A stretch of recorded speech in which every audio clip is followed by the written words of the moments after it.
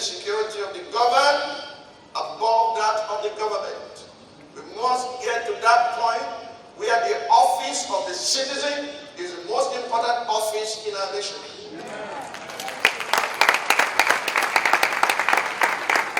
This calls for prioritizing the security of the governed above that of the government. It requires making a transition from the governance philosophy of Louis XVI to that of David, king of Israel, as captured in 1 Chronicles chapter 14, verse number 2. It reads, and I quote, "And David perceived that the Lord has confirmed him king over Israel, for his kingdom was lifted up on high because of his people, Israel." King David, by embracing the purpose for which he was made king, rather than just enjoying the perks and privileges of office, served his generation according to the will of God, shepherded Israel according to the integrity of his heart, and guided them by the skillfulness of his hand, until he became the lamb of his nation, placing national security above ease.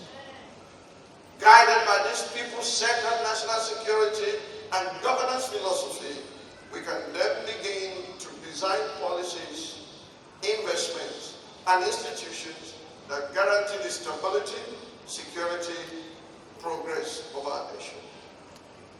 Number 2, and I say this with all emphasis, reinstating national security federalism. Say that with me. Reinstating national security federalism. The need to return to true federalism through the evolution of powers cannot be overemphasized. So national governments must be empowered to provide security alongside federal structures. The true test of leadership in a federal system is the willingness of the central government to empower the federating units. It must be the case of first among equals. The federal government must therefore stop being afraid of empowered state and local governments.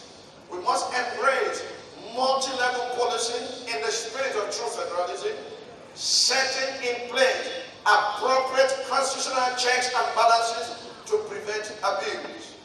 Not to act swiftly or to do otherwise can only be counterproductive to our stability and progress. Number 3, reforming national security governance. The National Security Council is central to dealing with the diverse threats to our national security.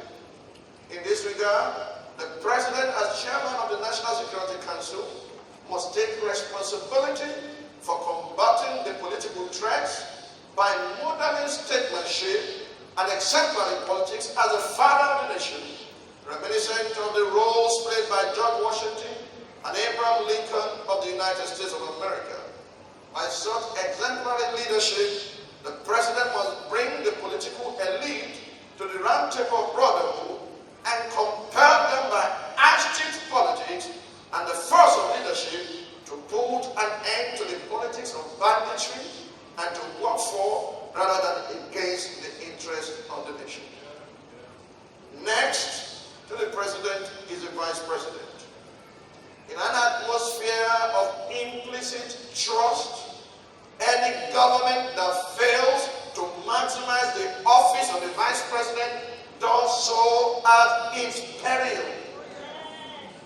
By provision of Section 18A and Section 25B of the 3rd Schedule, Part 1 of the 1999 Constitution, as amended, the Vice President is the Chairman of the National Economic Council and the Deputy Chairman of the National Security Council. Therefore, the Vice President must be empowered to lead the socio-economic thrust of an integrated national security strategy that rewards enterprise, discourages crime, and ensures that every Nigerian has an honest opportunity to make a living. To do this, we must harness the resources in every geopolitical zone for the benefit of every Nigerian. Therefore, this socio-economic thrust must be built on a long-term national master plan comprising 6 intersecting zonal master plans aimed at restructuring the Nigerian economy into 6 globally competitive geo-economic zones. The operational and financing mechanisms of this framework are spelled out in the pragmatic steps towards restructuring Nigeria, which are presented to the nation since 2017. The ideological and ethnic nationalistic threats to our national security call for national rebirth, reconciliation, and reintegration. In this regard, once again, we cannot ignore the zonal dimensions of these threats. From Bakare'S to Nnamdi Kanu, what we are experiencing is nothing short of regionalization of rebellion. Nigeria's zonal distinctions are geopolitical leadership spaces waiting to be filled. Failing to fill them with state structures leaves room for the occupation of those zonal leadership spaces by non-state actors like regional terrorists, regional criminals, and regional secessionists.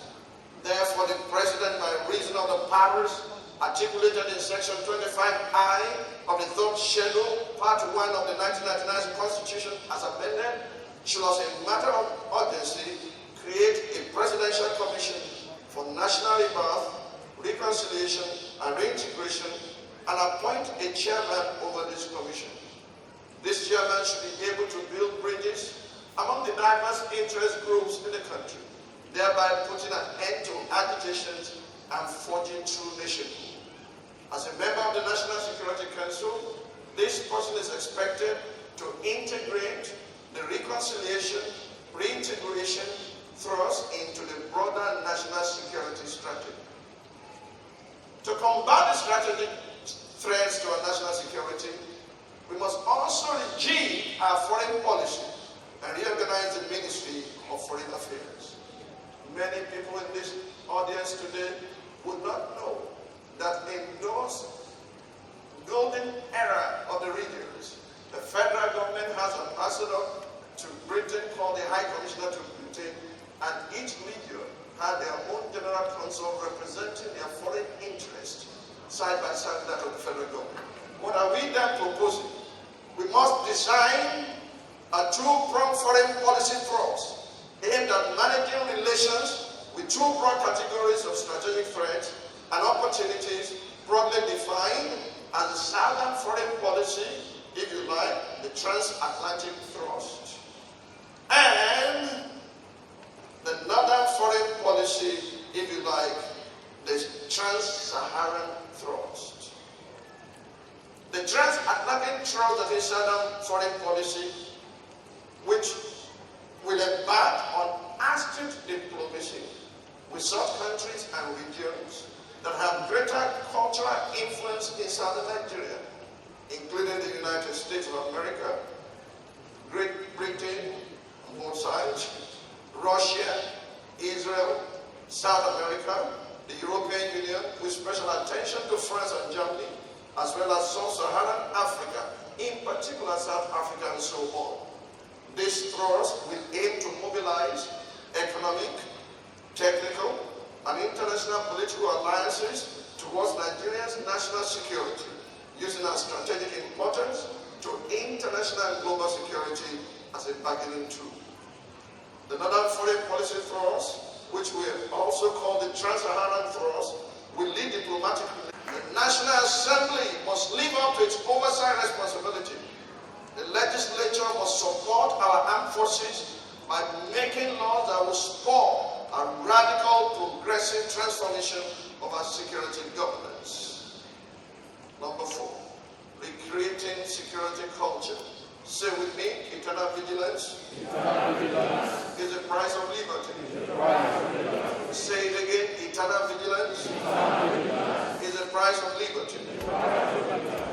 Our security culture objective must be to restore hope to the survivors, motivate bystanders and spectators to become protagonists, and recruit contractors and dealers as agents and informants.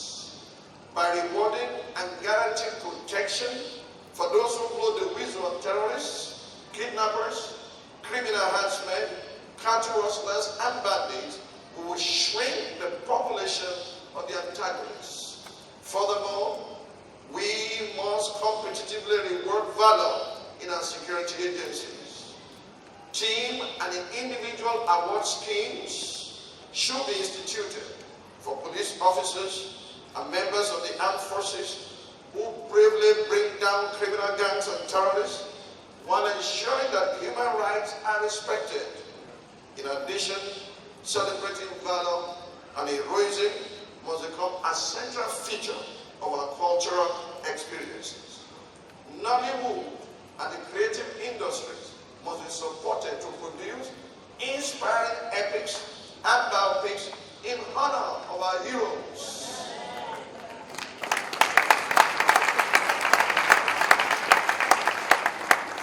Redesigning security architecture. We can begin to redesign our security architecture by taking a number of first steps.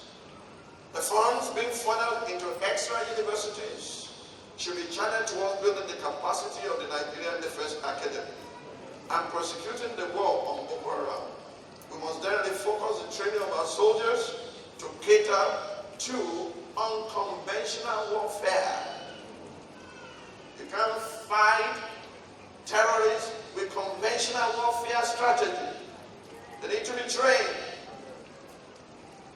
However, to create lasting change, we must institutionalize security interventions rather than respond with a fire brigade approach to the emerging challenges. We already have too many task forces littered across the length and breadth of the nation, duplicating efforts. What we need is the restructuring of our police force to allow for multi-level policing. Somebody say multi-level policing. I cannot hear you well. Therefore, we must, as a matter of urgency, create police forces at the state and community levels under the control of the respective state and local governments.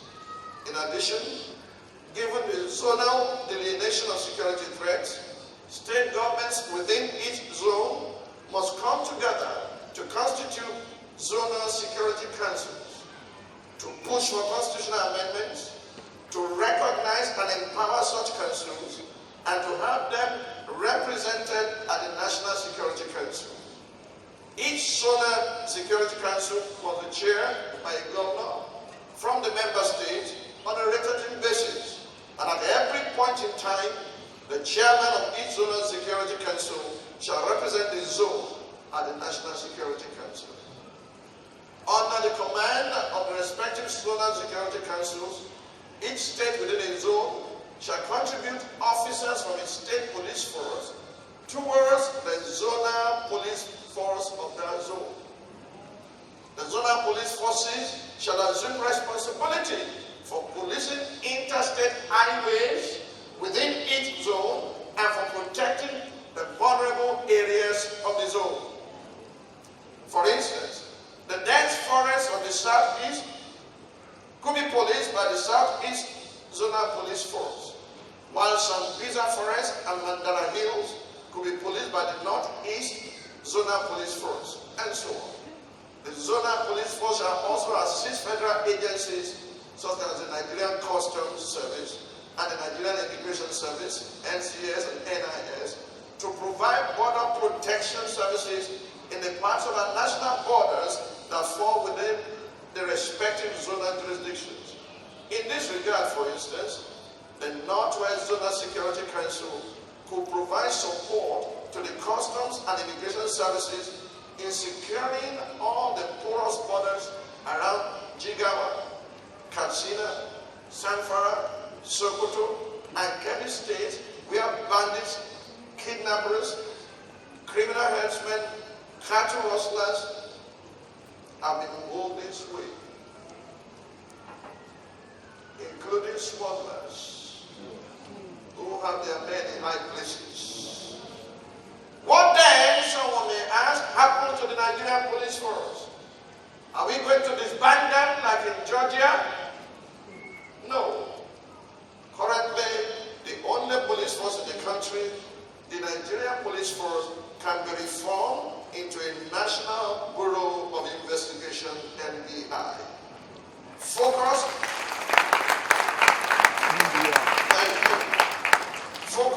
on investigating policing, intelligence gathering, as well as interstate and interzonal and national security as the main law enforcement agency of the federal government.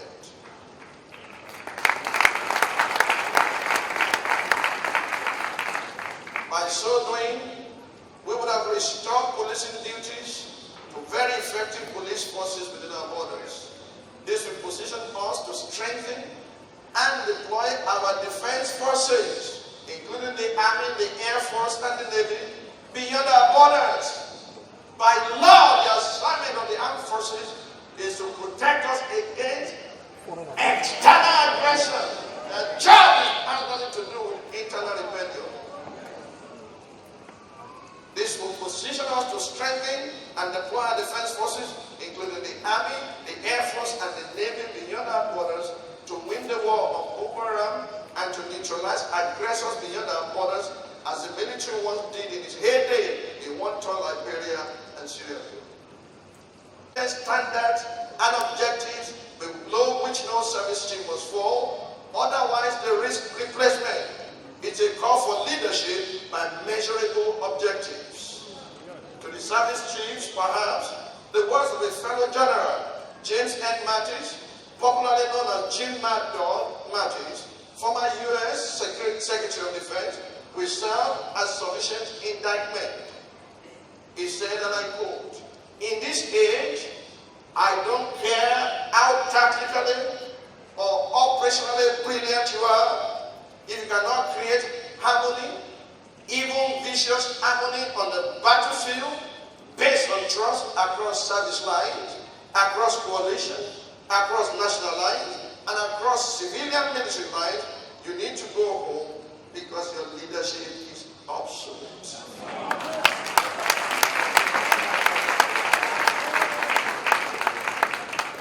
Conclusion. As I conclude, let me challenge the church to awaken to its responsibility as a watchman over the nation.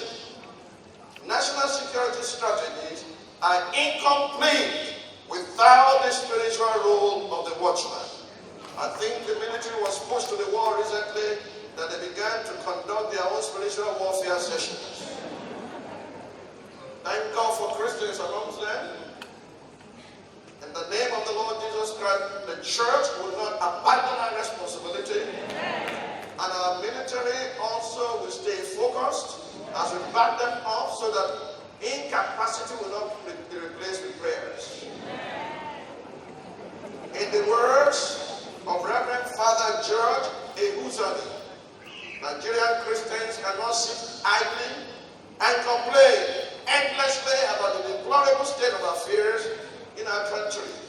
We must get into action in whatever way is open to us and ignite our Christian candle to fight back the forces of darkness and decay.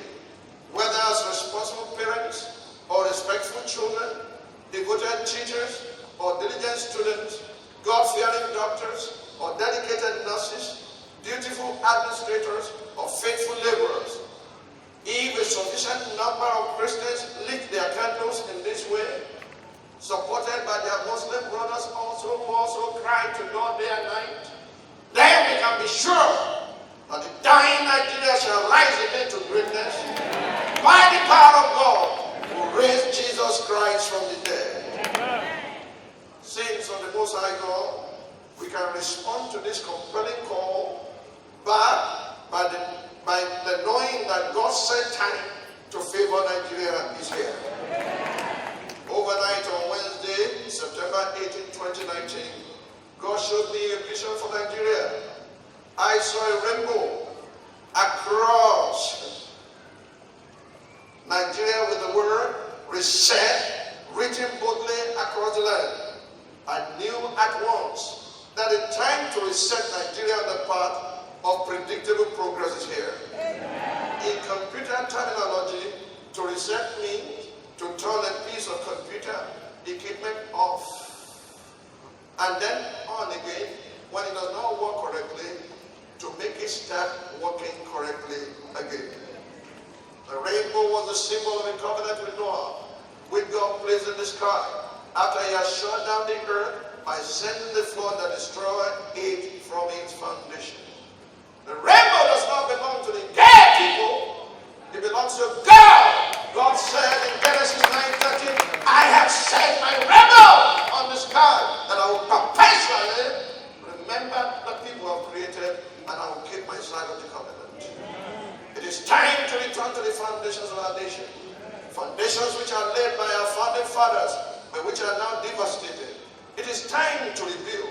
It is time to reset. As it was in the days of Nehemiah, when each group built the aspect of the world within its jurisdiction, the rebuilding has to be done zone by zone, in line with our foundational governance paradigm of true federalism. And the resetting will require revisiting the federal governance architecture.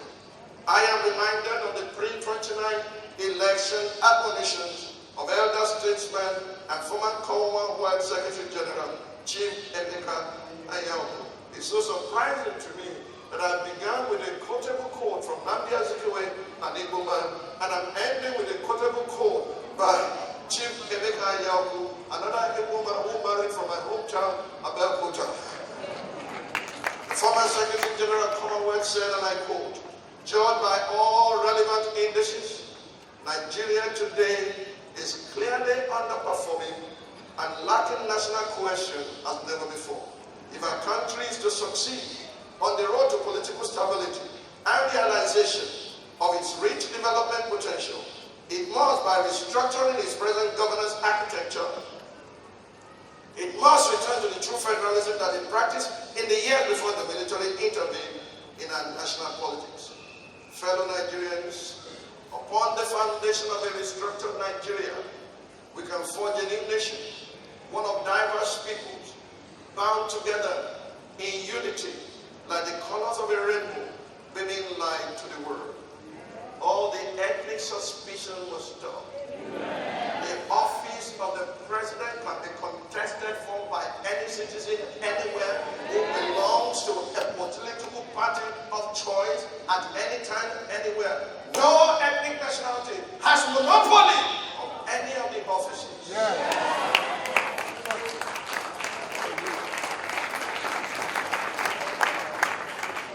We can forge a new nation, one of diverse peoples, bound together in unity like the colors of the rainbow, bringing light to the world, working in collaboration, not in conflict with the rest of Africa, including South Africa, a fellow rainbow nation.